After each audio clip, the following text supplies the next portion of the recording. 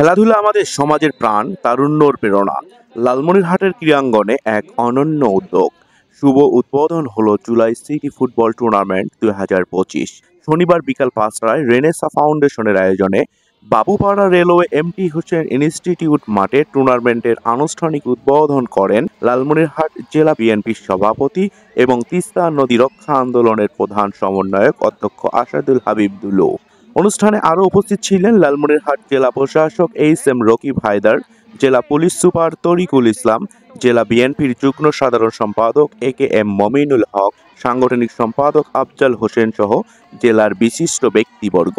Renaissance ফাউন্ডেশনের সংগঠক সায়েম আদনান, জোবায়েল শাহাদাত জীবন সহ সকল সদস্যদের নিরলস প্রচেষ্টায় আয়োজিত এই টুর্নামেন্ট শুধু খেলাধুলার মানোন্নয়নেই নয়, তারুণ্য শক্তিকে উৎসাহিত করতেও ভূমিকা রাখবে, এমনটাই আশা প্রকাশ করেছেন অতিথিবৃন্দ ও উপস্থিত দর্শক।